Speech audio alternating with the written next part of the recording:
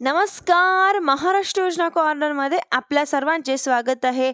आजच्या व्हिडिओच्या माध्यमातून आपण बघणार आहोत की आता राज्य शासनाच्या व केंद्र शासनाच्या जवळच्या सर्व योजनांमध्ये पारदर्शकता आणण्यासाठी के-वाय-सीची प्रक्रिया आणण्यात आलेली आहे.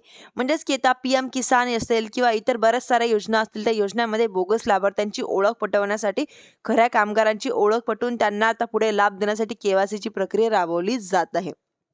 अशीच देशभरामध्ये राबवली जाणारी एक महत्त्वाकांक्षी योजना म्हणजेच की मनरेगा योजना. या मनरेगा अंतर्गत म्हणजेच की यापूर्वी आपण बघितलं होतं की सविस्तर माहिती बघितली होती की जॉब कार्ड धारक के-वाय-सी करण्याच्या प्रतीक्षेत आहे किंवा के-वाय-सी कशी करायची यांच्या त्यांना कल्पना नाही.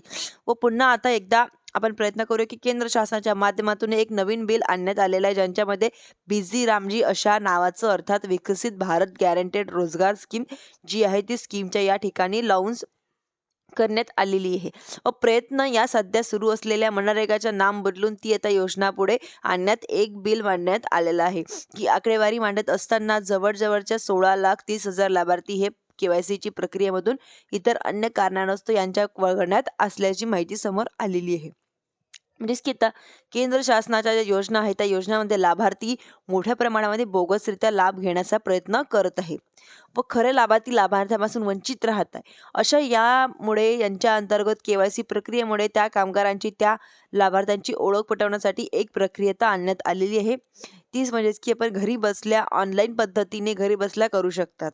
जी काही के-वाय-सी आहे ती आपल्या ग्रामपंचायत कार्यालयामध्ये पार पाडली जाते. रोजगार सेवक असतील किंवा यांच्यामध्ये NMMSच्या अंतर्गत ॲप्लिकेशनवरती तुम्ही ॲप्लिकेशनच्या माध्यमातून फेस आधार आय-डीच्या ॲप्लिकेशनच्या माध्यमातून लाभार्थ्यांना लाईव्ह फोटोसह जे काही फेस बायोमेट्रिक के-वाय-सी आहे त्या अंतर्गत काही लाभार्थी असतील किंवा मनरेगाचे रोजगार असतील, या रोजगारांची के-वाय-सी केल्यानंतर संधी म्हणजेच की पुढे लाभ हा सुरू राहणार आहे. काही मास्टर असतील म्हणजेच की काळामध्ये रोजगार देणं या सर्व प्रक्रिया फक्त आणि फक्त के-वाय-सी होणाऱ्या लाभार्थ्यांनाच दिला जाणार आहे.